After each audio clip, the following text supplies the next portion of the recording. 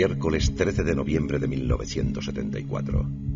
Ronald DeFeo, un joven de 23 años, diluye un narcótico contra el insomnio en la sopa. Ajenos a todo, su familia, sus padres, 2 hermanas y 2 hermanos, se preparan para la cena. Tienen que morir. Él tiene razón. Si no lo hago yo, lo harán ellos conmigo. Estaba ejecutando el plan que tan meticulosamente había preparado durante los últimos meses. Durante la cena, el joven se comportó con absoluta normalidad. Después, se retiró a su dormitorio y esperó a que la droga que había puesto en la sopa surtiera su efecto. A las 3 de la madrugada, cuando su familia descansaba plácidamente vencida por el narcótico, Ronald tomó su rifle y 8 cartuchos y bajó desde su dormitorio a la habitación de sus padres. En su mente no dejaba de oír una y otra vez, insistentemente, una voz terrible y profunda que le martilleaba el cráneo con toda su fuerza. ¡Mátalos! ¡Mátalos, Ronald, mátalos! Sin pensárselo un instante, el joven disparó con furia hacia el cuerpo de su padre, que quedó inmóvil sobre la cama. Guardó silencio por un momento y comprobó que nada se había movido. Entonces, apuntó el rifle hacia su madre y le atravesó el cuello con un proyectil. Ronald se encaminó al dormitorio de su hermana Dawn, de 18 años, y a la de sus hermanos Mark, de 12 años, y John, de 9. En un instante, un ruido rompió el silencio de la noche. ¿Qué diablos es eso? Como una fiera en busca de su presa, Ronald cruzó su casa de un lado a otro y descubrió una respiración agitada que provenía de la habitación de Allison, su hermana pequeña de 13 años. Lentamente, preguntándose por qué el narcótico no había hecho efecto en ella, Ronnie se acercó hasta el dormitorio y encendió la luz. Ronald, tengo miedo. He oído unos ruidos muy fuertes. Parecían disparos. Tranquila, pequeña. Yo también los he oído. No te preocupes. Iré a ver lo que ha ocurrido, ¿vale? De acuerdo. Pero no me dejes sola, ¿eh? No te preocupes, Allison. Estaré aquí contigo. Ronald se puso de pie y se alejó hasta la puerta del dormitorio. Recordó que aún le quedaba un cartucho en el cargador. Desde allí, y antes de que su hermana pudiera reaccionar, le encañonó con la escopeta. Allison dejó de moverse, aunque sus ojos abiertos, impactantes, sin vida, desorbitados por el terror, miraban fijamente a su hermano. En su retina se había quedado grabada la imagen del asesino.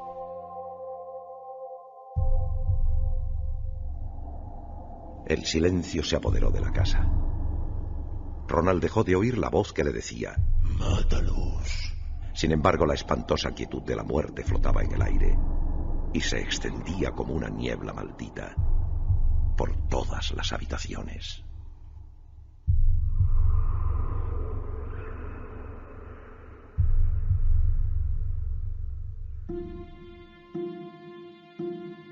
Ronald DeFeo trató de ocultar los asesinatos hasta la tarde del día siguiente. Fue a trabajar con normalidad, visitó a su novia y quedó con un amigo para tomar unas cervezas en un bar muy próximo a su casa. Ese fue el momento que Ronald eligió para contar a su amigo que había entrado en su casa y había descubierto que todos los miembros de su familia habían sido asesinados. Rápidamente la policía inició la investigación y la búsqueda de pruebas que aclarasen lo ocurrido. ¿Quién ha sido, Ronald? Ya se lo he dicho, señor inspector. Creo que ha sido Luis Falini. Nos la tenía jurada a toda la familia. Quería vengarse de nosotros por un problema que tuve con él hace unos años. Ronald, en tu declaración nos dijiste que habías salido de tu casa a las 5 de la mañana. Y tengo aquí los informes forenses que acaban de llegar. Las autopsias revelan que los crímenes se cometieron entre las 3 y las 3:30 de la madrugada. ¿De verdad que tú no oíste nada? ¿No escuchaste los 6 tiros en mitad del silencio de la noche? Yo no oí nada. Estaba viendo la televisión. Tal vez, quizá por eso. ¿Y por qué el asesino iba a dejarte a ti con vida? Sí, es verdad. Yo estaba allí, pero yo no los maté. Estaba en mi cama, durmiendo, cuando me despertó Falini apuntándome con un rifle. Venía acompañado de otra persona a la que no conocía. Me obligó a que le acompañara habitación por habitación. Fue terrible. Mató a toda mi familia. Y después me amenazó con implicarme en los asesinatos si lo denunciaba a la policía. ¿Y quién abrió la puerta a Falini? Ninguna cerradura está forzada. Ronald, según el informe de las autopsias, tus padres y tus hermanos fueron asesinados con un rifle del calibre 35. Y hay ciertos aspectos que me gustaría comentarte. En tu habitación hay una caja vacía de un arma de esas características. También han aparecido cartuchos de ese calibre. ¿Y sabes qué es lo más curioso? Nuestros agentes han encontrado en una alcantarilla de Brooklyn una escopeta del 35 y un montón de ropa sucia manchada de sangre.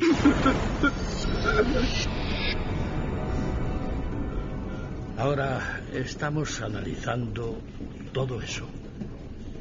¿Qué pasará si descubrimos que la ropa es tuya, que la sangre pertenece a tu familia y que la escopeta es también la que había desaparecido de tu habitación?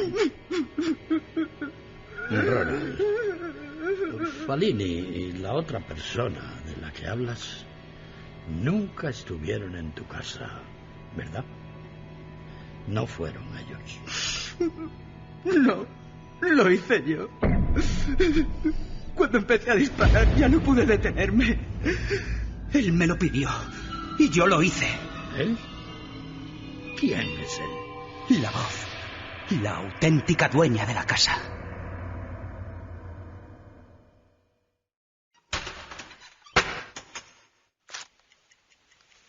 Vaya. Otra vez. Las 3:15 de la madrugada. Desde que el matrimonio Lut y sus 3 hijos se trasladaron a vivir a la casa, George, el padre, se despertaba todas las noches a la misma hora. Movido por un impulso inexplicable, abandonaba la cama y salía de la casa en dirección al embarcadero. Esa noche, el ruido había despertado también a su esposa Katy, que se levantó y fue tras él hasta el hall de la entrada principal. ¿Pero qué diablos es esto? La puerta principal colgaba de una sola bisagra. Estaba destrozada. Había sido arrancada del marco. Oh, Dios mío. Han intentado robarnos. George, quizá todavía estén por aquí. Tranquila, Katy. No han intentado robar. Quien ha hecho esto no estaba intentando entrar en la casa, sino salir de ella. ¿Qué? Mira, el picaporte interior está totalmente retorcido, mientras que el exterior está normal. Además, las bisagras han sido arrancadas por dentro. ¿No ves las marcas? Sí, pero ¿cómo es posible? ¿Quién va a hacer una cosa así? No lo sé, Katy. Pero esto es una cosa extraña más de cuantas nos están pasando estos días. Solo una más. Es como lo del enjambre de moscas que aparece de pronto en el cuarto de costura, sin saber de dónde procede. Como este frío polar que parece moverse dentro de la casa y que nos acompaña donde vayamos. Como la habitación roja del sótano. Sencillamente no tiene ninguna explicación. Tengo miedo, George. Temo que nos pase algo a nosotros o a nuestros hijos. No te preocupes, querida. Vuelve a la cama. Yo iré a comprobar que todo está en orden por ahí fuera. Katy regresó al dormitorio y George se puso el abrigo para salir al jardín. Caminó unos metros sobre la nieve y comprobó que todo estaba en orden, en el embarcadero y en el garaje. Cuando regresaba a su casa, algo llamó su atención en una de las ventanas de la primera planta, la que correspondía a la habitación de su hija Melissa de 5 años. Cuando se acercó un poco más para comprobar qué se movía detrás del cristal, La sangre se le quedó helada en las venas. ¡Melissa! ¡Melissa! ¡Melissa! De pie junto a la ventana, mirándolo fijamente, estaba la pequeña Missy. La niña no se movía, ni siquiera parpadeaba. Detrás de ella, un enorme cerdo con sus penetrantes ojos rojos también observaba con atención.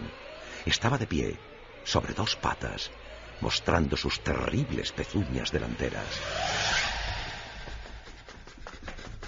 Cuando George llegó a la habitación de su hija, ésta dormía plácidamente en su cama. En la ventana no había nadie, pero la mecedora de madera que se encontraba junto a ella se balanceaba sola en un vaivén diabólico.